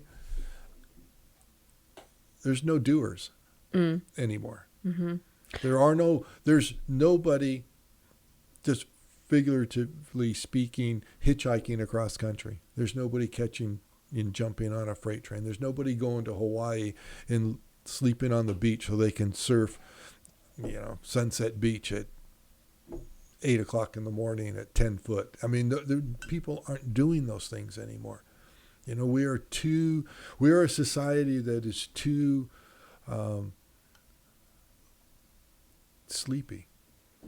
We don't have drive. We don't have you don't see ambition like we used to see. Mm-hmm. And so to hear stories like a young girl going to Wales, going to Cambodia, going to Bali, eating spiders and snakes and and drinking vodka with a drunk that just got out of prison. I mean, you don't hear those things anymore. People aren't doing them. It used to be more commonplace. And granted, growing up in the 60s, and I say in the 60s, but, I was 14, 15 in 68, 69, the height of Woodstock and, I wasn't really at that mature age of being a part of the whole scene of the 60s, but I was close enough. I was on the peripheral outside and witnessed it and saw it. And there were so many things that were going on then that carried on through the 70s. I can't tell you how many times I would get in my Volkswagen bus with my surfboards, with a couple friends, cross the border down in Mexico, and sleep on the beach for a week and just surf. Nobody does that now. And I don't blame them. It's not safe. Mm-hmm. But, we're not doing those things anymore. That's nothing. There is very little risk being taken by people today. Everybody lives safely in the same little environment. And it's bothering me because everybody's dressing the same. Everybody talks the same. Everybody's looking the same. And it's like a lot of these movements and these riots and these protests now have developed into something to where you have to watch what you say, how you say it. You can't step out of line because you'll be judged and labeled as something. And it's really sad to see my young kids growing up that aren't going to experience some of the things that I experienced and some of the things that you were talking about. Mm-hmm. Yeah, I think that a lot of the things, for a while I wanted to get into environmental studies because at one point I thought that my kids weren't going to be able to see whales. Mm-hmm. You know, it's like, it's very real possibility. You know, it's, the world is changing so fast. And so I thought, I read this book. Have you heard of Thomas Merton? He's a Trappist monk from the 1960s. No. So Trappist is the like the super hardcore Catholic monks. Mm-hmm. And he wrote a book in 1963 called The Nonviolent Alternative. I believe it was 63. Don't quote me. And it was all about the nuclear war that was like an imminent threat back then, right? Back then, yeah. And it was the whole basis of the book was, you know, there's so many people that are getting so angry and protesting, and basically what was happening last year is a really chewy read. I can't recall everything I read because there was just so much detail in it. Right. But basically it was, the message was, look, you can't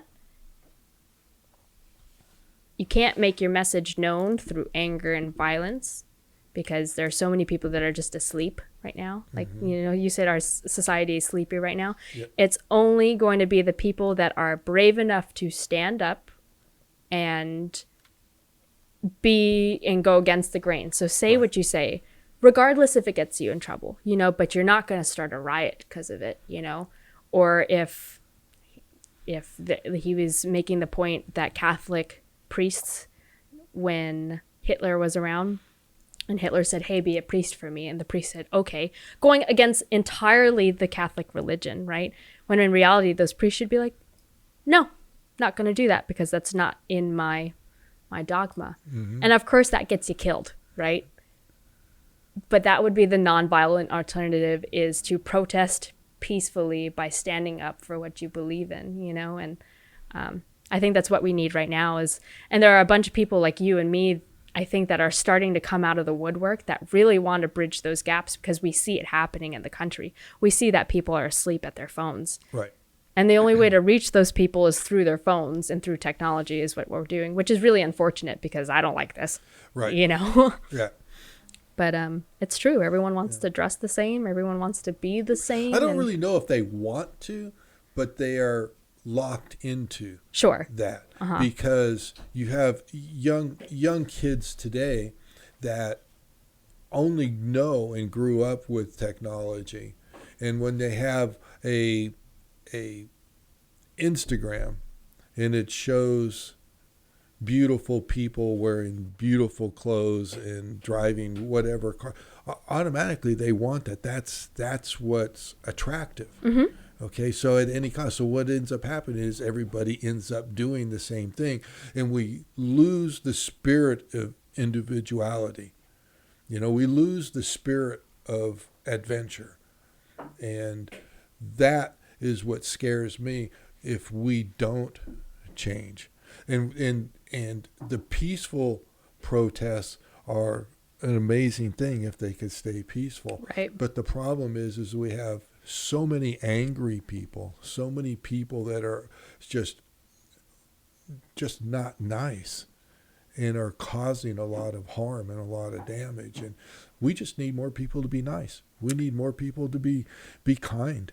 And right. And it's unfortunate because there are more nice people than angry people, you know, but the angry people are the ones on the news because if it bleeds, it leads, right? Yeah, exactly. And you know, that's the voice. The voice gets heard. Ours, and this is what I say, and because a lot of what my podcast is about average people. This is about the normal. This is about the working class. And if the working class ever figured it out, that, hey, we are all in this together. We're all getting up. We're all going to work. We're doing it for a paycheck. We pay our bills. We raise our children. We want them to go to school and put all our hope, all our dreams, everything in my children, that they're going to grow up and they're going to be leaders and they're going to do their part and change everything that the old generation screwed up. Mm-hmm. Hopefully. That's my dream. But if we would all, as a working class, would realize that our voice together would be heard. It's strong. Mm-hmm. The problem is that we are divided like I've never witnessed ever in my lifetime. Really? I've spoken to someone before, especially when the BLM riots were happening, and my writing mentor was telling me about the riots in the 90s in LA. Mm-hmm. And she was like, it happens and it gets, it passes, blah, blah, blah. We're divided. It'll be okay. Da, da, da. Mm-hmm. I don't know. I've never been through anything like this, Yeah. So it's interesting to hear that you, who has lived through so much history, to say that we're so divided like nothing before, No. That's a scary thing to hear. Yeah.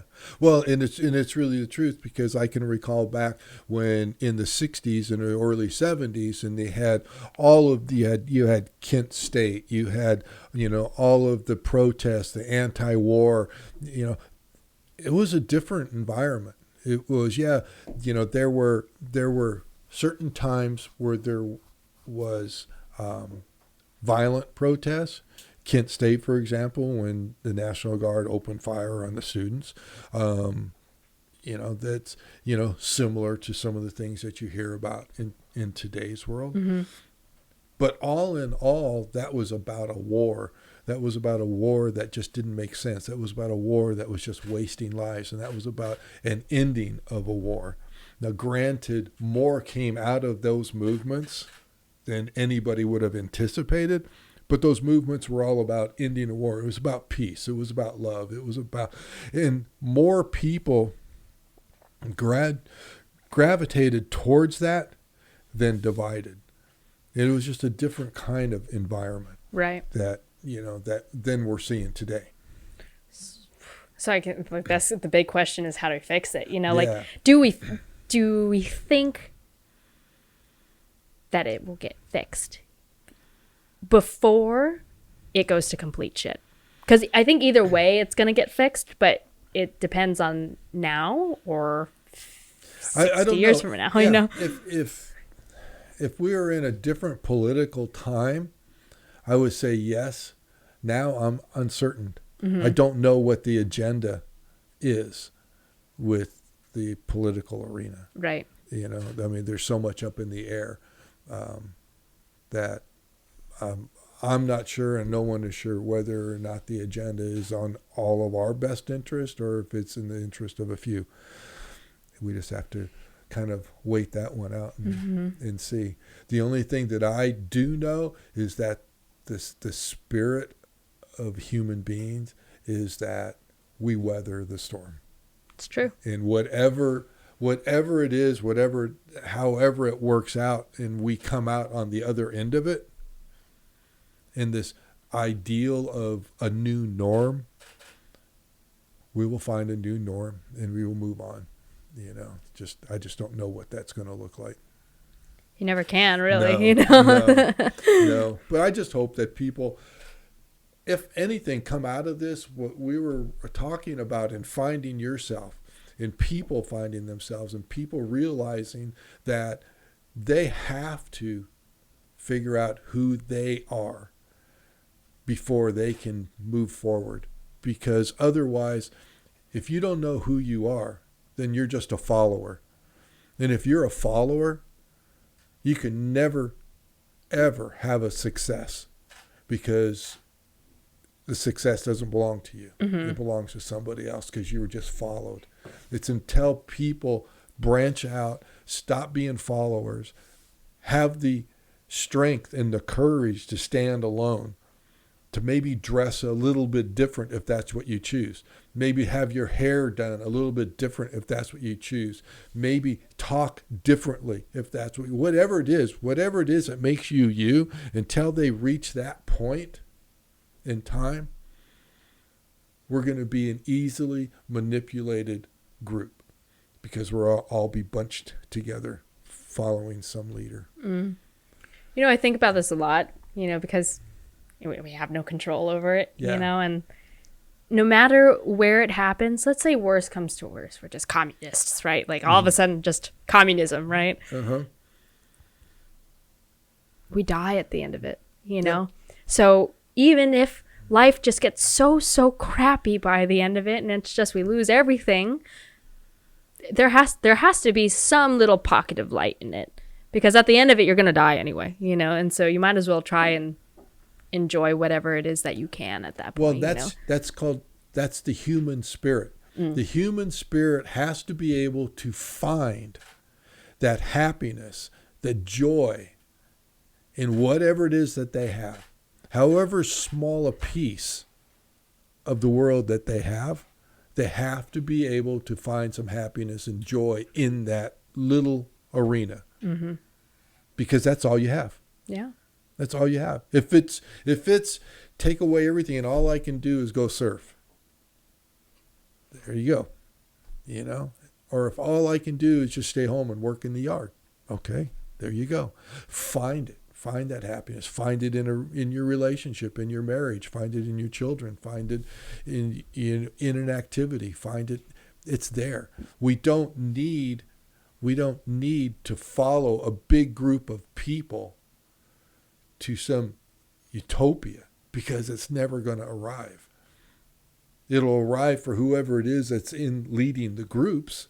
If you're a follower, you're in the herd, you know, you will just be absorbed into it.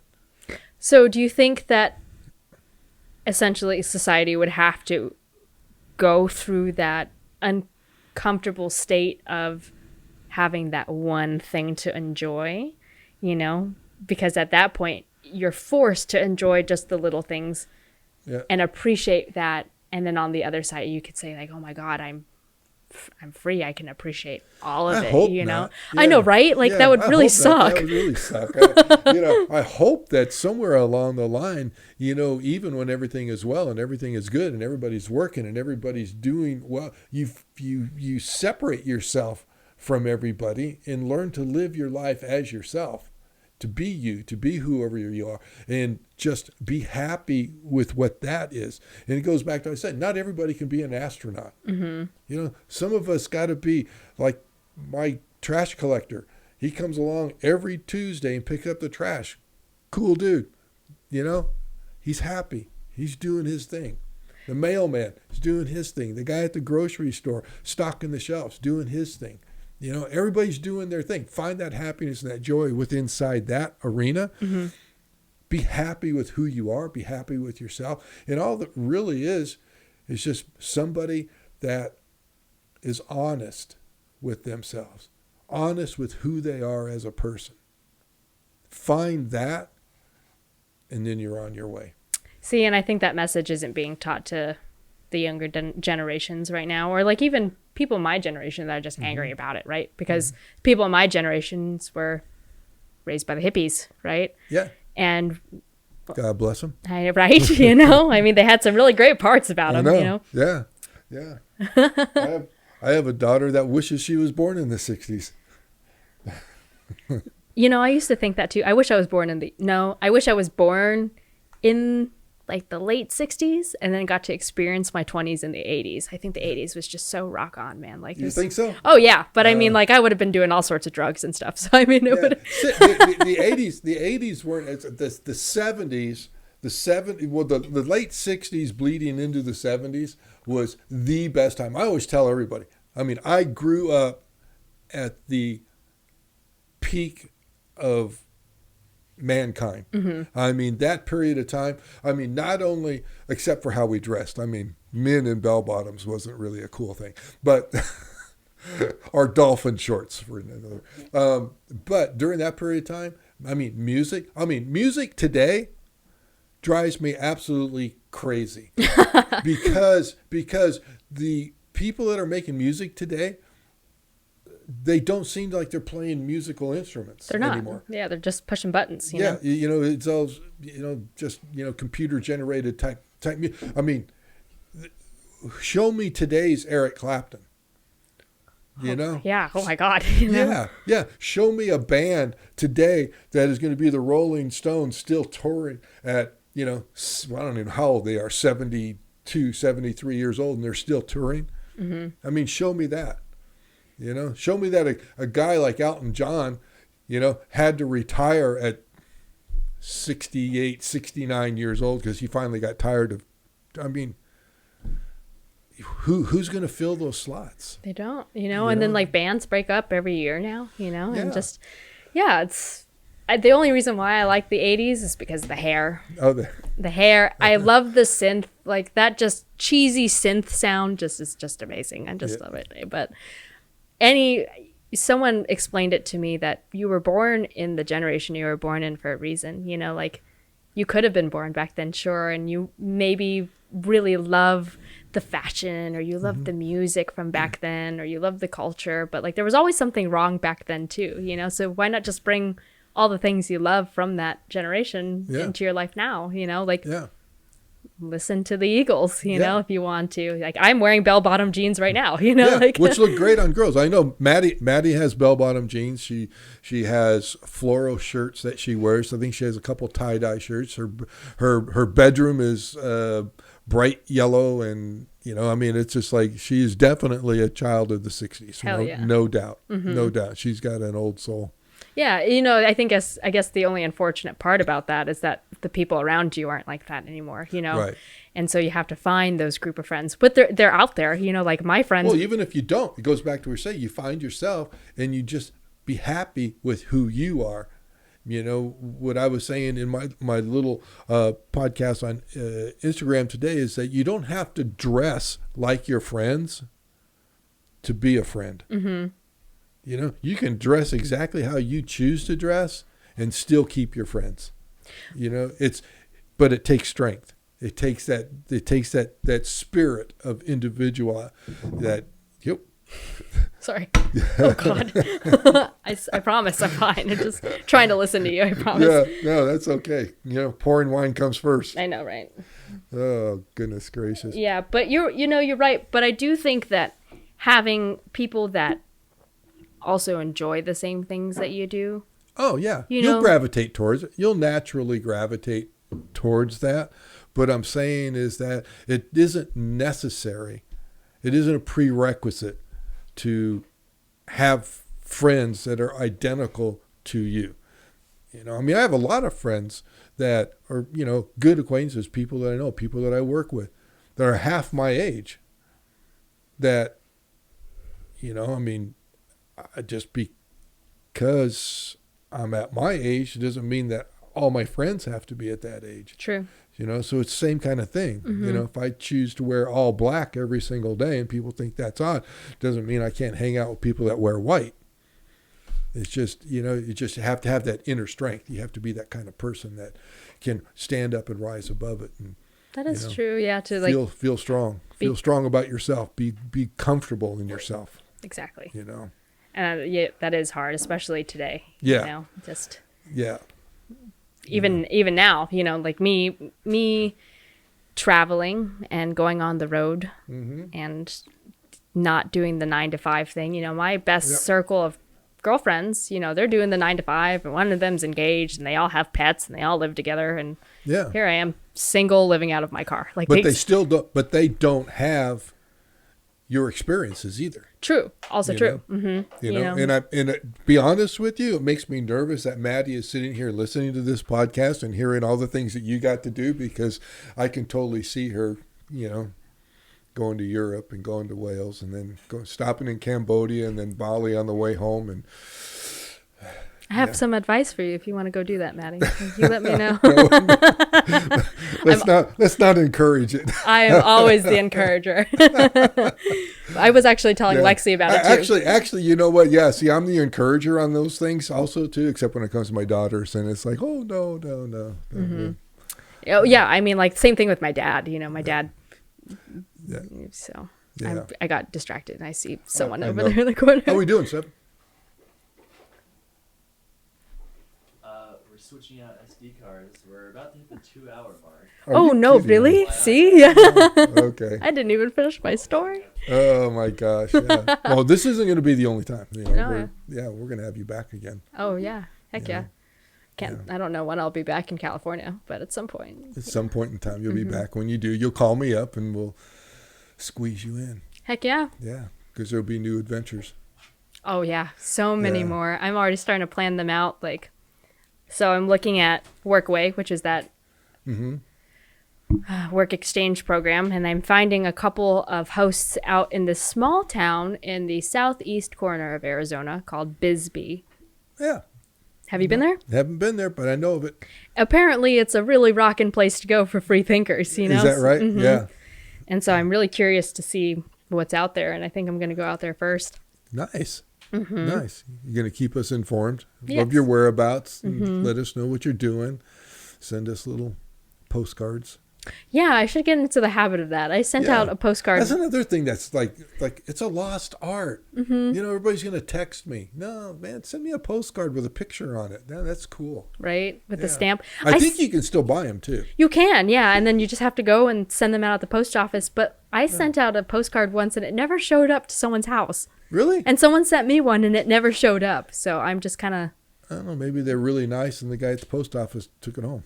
I guess, I don't you know. know. I mean, I write letters to people all the time. I send Yeah. out cards and letters still. So Yeah. See, really, when you think about a postcard is old school text yeah, because it was this big. You can put this much stuff in there, and then you sent it. So peace out. it was gone. Yeah, I love that. Peace out. Well, thank you. It's great having you. Oh yeah, are we done? I think we're done. Okay. I think 2 hours. I think Stefan's thinking about this is going to take him 2 weeks to edit. Sorry. It's all good. This has been awesome. It was fun. Yeah, It I was a- felt it was like a it lot of was fun. not 2 hours. So yeah. So, hey, let me say something to all the viewers. Hey, if you guys like this, you know, you need to share it, subscribe. We really appreciate you tuning in. Yeah. Appreciate you being here. And as always, Instagram, thank you. I have the crew behind me pointing things out. Instagram, Mike.podcast. Facebook, Mike Nunley. So, as always, be nice to each other. Be kind to everybody. Be happy with yourself. Be happy and feel the joy that happiness brings you, and then share that joy. And be strong emotionally and spiritually. Peace. Thank you. Peace.